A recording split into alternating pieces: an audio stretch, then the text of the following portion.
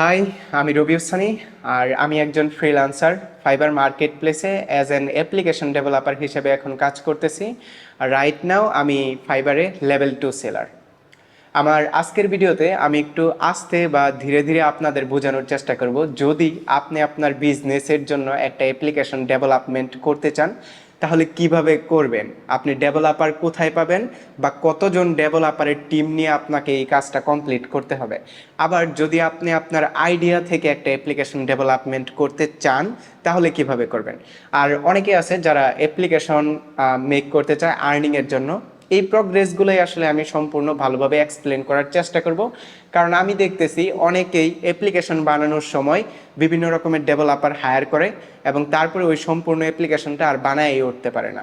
তো পুরো প্রোগ্রেসটাকে আমি চেষ্টা করব একটু ইজিলি আপনাদেরকে বোঝানোর জন্য। ওকে, সর্বপ্রথম যখন আমরা একটা অ্যাপ্লিকেশন বানানো স্টার্ট করি এর পূর্বে আমরা একটা আইডিয়ার কথা ভাবি যে এরকম টাইপের একটা অ্যাপ্লিকেশন বানাইলে হয়তোবা এটা অনেক বেশি ভাইরাল হতে পারে।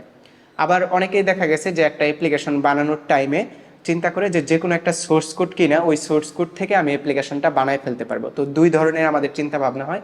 এক হলো একদম আইডিয়া থেকে একদম নতুন করে জেনারেট করে একটা অ্যাপ্লিকেশন বানানো, যে একদম স্ক্র্যাচ থেকে কোডিং করে তারপরে বিভিন্ন ডেভেলপারকে হায়ার করে আমি আমার অ্যাপ্লিকেশনটাকে বানাবো। আর আমার যে অ্যাপ্লিকেশনটা বানাবো এটা একদম ইউনিক হবে, মার্কেটের ভিতরে এটা অনেক আগে কেউ বানায় রাখছে এরকমও হবে না। তো এরকম চিন্তা ভাবনার লোকদেরকে আমি বলতেছি যে র কোডিং করে বা স্ক্র্যাচ থেকে কোডিং করে অ্যাপ্লিকেশন বানানোর ব্যাপারে, এবং ভার্সেস আরেক ধরনের লোক থাকে যারা কিনা একটা সোর্স কোড কিনে তারপরে ওই অ্যাপ্লিকেশনটাকে বানায় ফেলতে পারে বা বানায় ফেলতে চায়।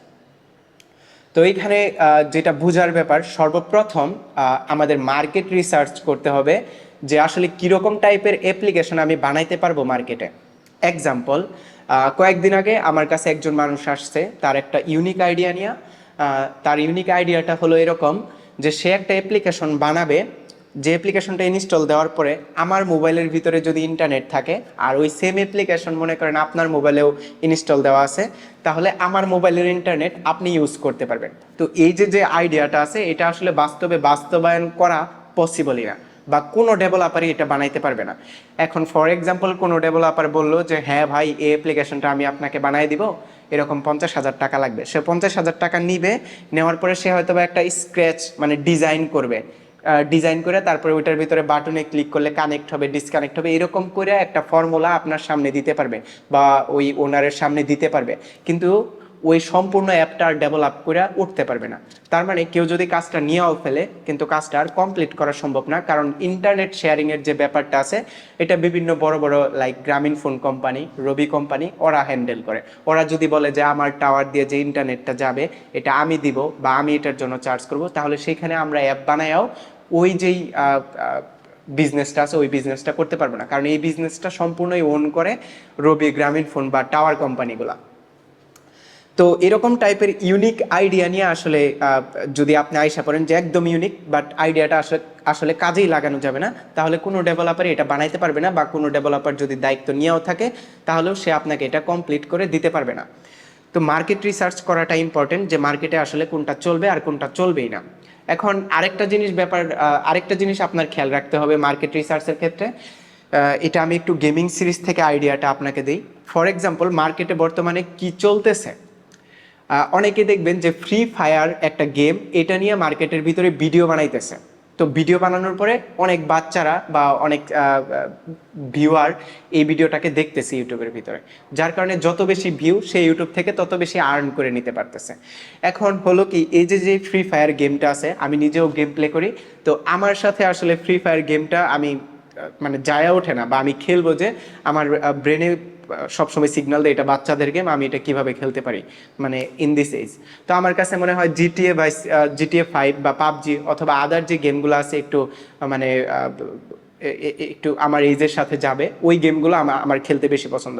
কিন্তু ওই গেমগুলাই আবার মার্কেটের ভিতরে অত বেশি মানুষ দেখতেছে না বা ভিউ করতেছে না। অর্থাৎ আমি যদি পাবজি খেলে ইউটিউবের ভিতরে ভিডিও ছাড়ি, তাহলে আমার গেম আসলে আমার যে গেম প্লেটা আছে বা ভিডিওটা আছে এটা অত বেশি মার্কেটে ভিউ হইতেছে না। বা GTA 5 খেলেও যদি আমি ইউটিউবের ভিতরে ভিডিও আপলোড দিই, তাহলে ওটা অত বেশি ভিউ আসতেছে না বাংলাদেশের সেক্টর থেকে। তো সেই ক্ষেত্রে চিন্তা করলে যে মার্কেটের ভিতরে আসলে ডিমান্ড হলো ফ্রি ফায়ারের, কিন্তু আমি হাই লেভেলের কিছু নামায় দিলাম, তারপরেও আমার মার্কেট ওটা নিতেছে না। এর কারণ হলো মার্কেট ওটার জন্য রেডি না।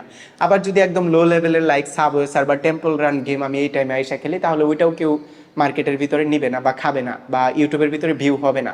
তাহলে আমি ইউটিউবিং করে ওইটা দিয়েও ইনকাম করতে পারতেছি না।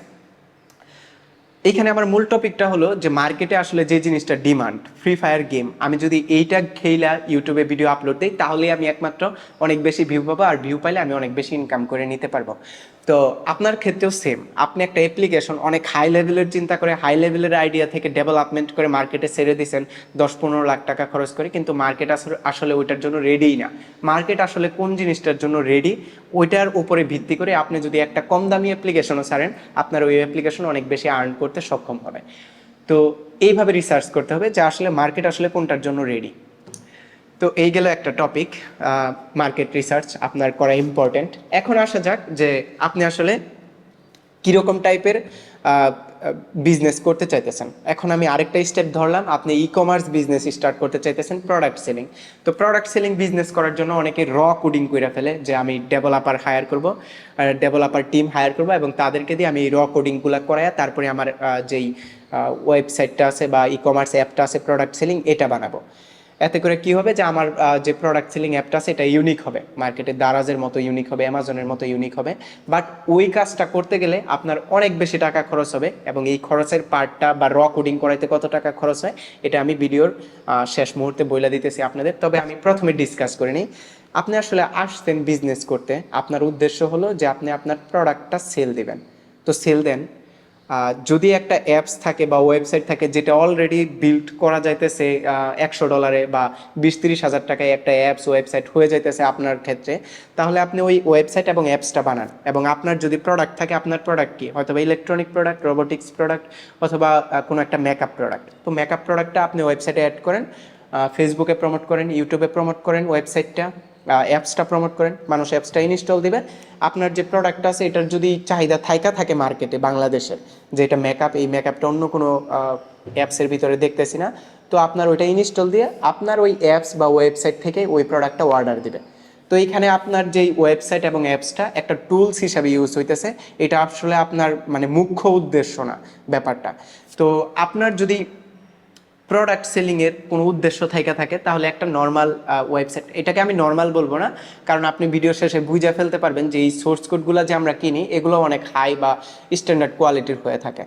তো এই যে সোর্স কোডটা আছে, এই সোর্স কোডটা দিয়ে আপনি আপনার ওয়েবসাইট এবং অ্যাপস দাঁড় করায় ফেলতে পারতেছেন ইনস্ট্যান্টলি, আপনার ওয়েট করতে হইতেছে না, এবং আপনি আপনার প্রোডাক্ট মার্কেটে লঞ্চ করে ইনকাম করে ফেলতে পারতেছেন। ফর এক্সাম্পল, ঘরের বাজার আছে, তারপরে আরও বিভিন্ন রকমের প্রোডাক্ট আছে যে প্রোডাক্টগুলো সেল হইতেছে এবং মার্কেটে এগুলো খুব সুন্দরভাবেই সেল হইতেছে এবং আর্নিংও হয়ে উঠতেছে। কারণ উদ্দেশ্য কি, উদ্দেশ্য হলো সেল দেওয়া।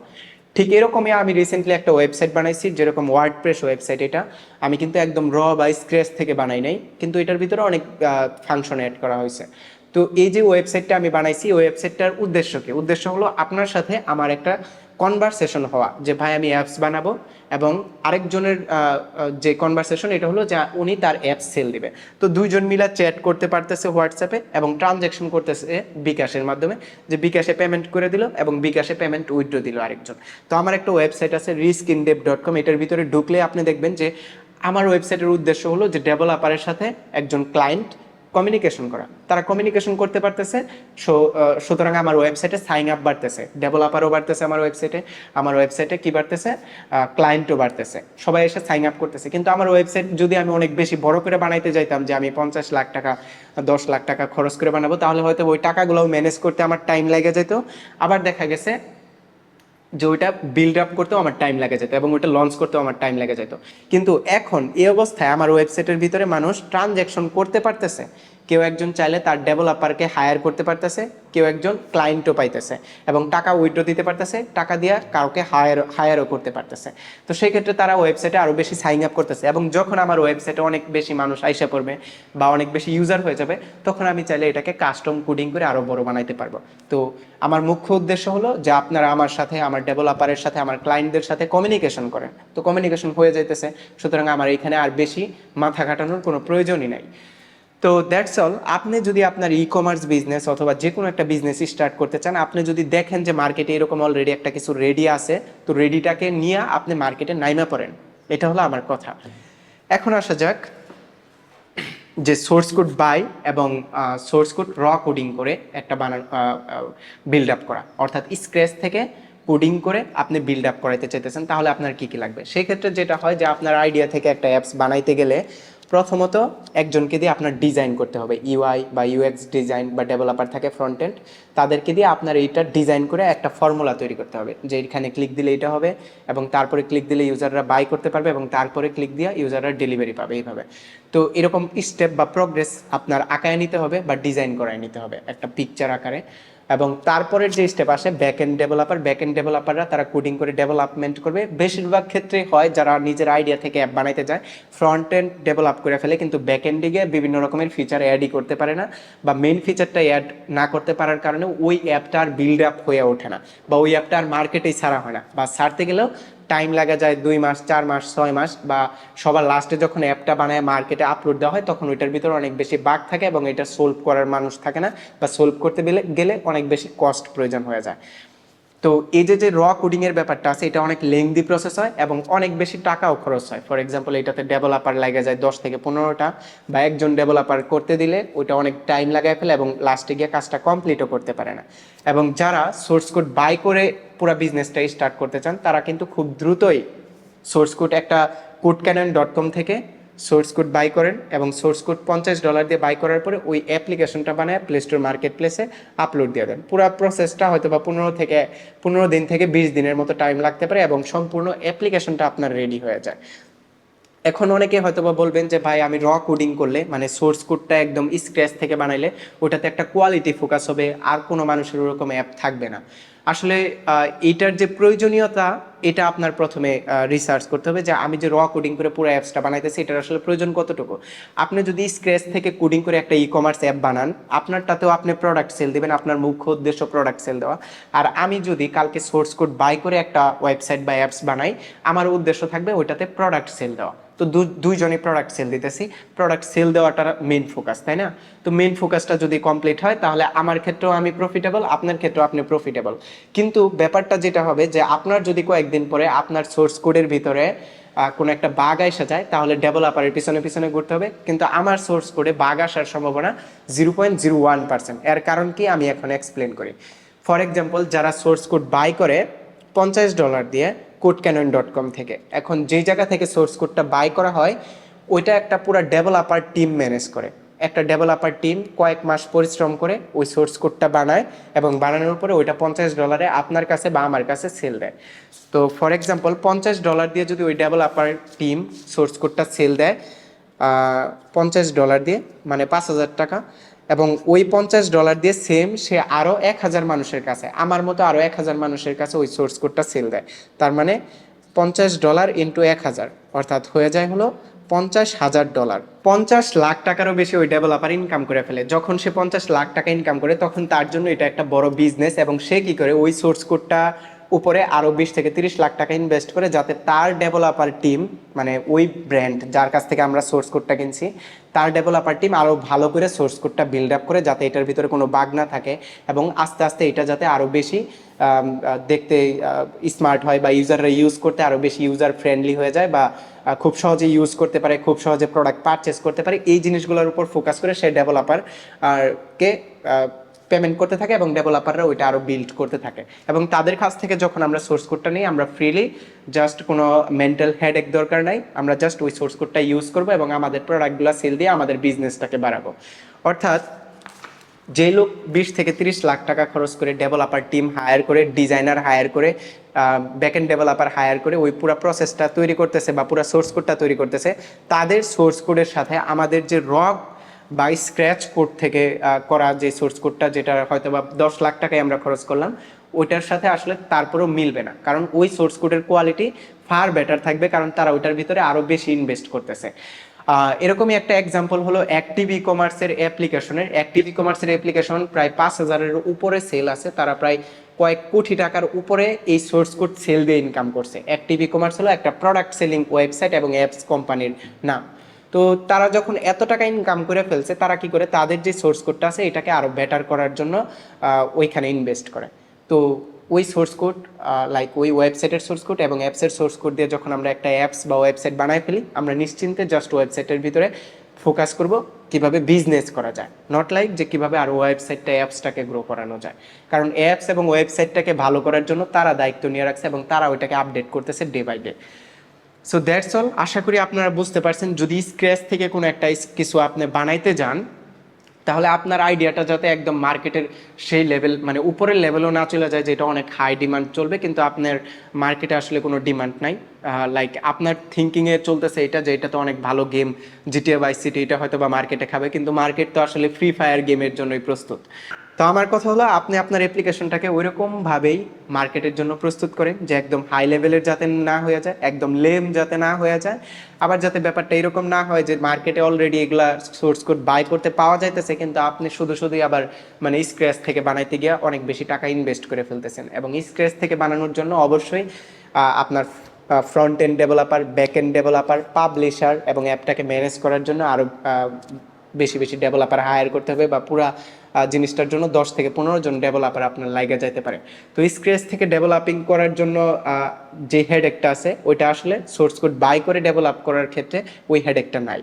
তারপরেও যদি আপনার মনে হয় যে না, আপনার অ্যাপ্লিকেশনটা আসলে একদম ইউনিক হবে, যেটা আপনি মার্কেটে কোড কিনতেও পারতেছেন না, আর এটা আসলে ওই ডেভেলপার হায়ার করা ছাড়া পসিবল না, তাহলে চেষ্টা করবেন যে স্ট্যান্ডার্ড ইন্টারন্যাশনাল কোয়ালিটির কিছু ডেভেলপার হায়ার করতে ফাইবার মার্কেট প্লেস থেকে। এতে করে আপনি আপনার কাজের জন্য একটা নিশ্চয়তা পাবেন। কিন্তু আপনি যদি লোকালভাবে ডেভেলপার হায়ার করেন, তাহলে হয় কি যে অনেক সময় ডেভেলপাররা কাজ নিয়ে ডিজাইন এবং অন্যান্য কাজগুলো করে বসে থাকে, কিন্তু মেইন পার্ট যখন ব্যাকএন্ডের কাজ করতে হয় বা কোডিংয়ের কাজগুলো চলে আসে, তখনই আসলে পুরো কাজটা কমপ্লিট হয় না। So that's all. আমার আজকের এই ভিডিওটা যদি আপনাদের কাছে ভালো লেগে থাকে, তাহলে অবশ্যই লাইক দিবেন and subscribe my channel to stay with me.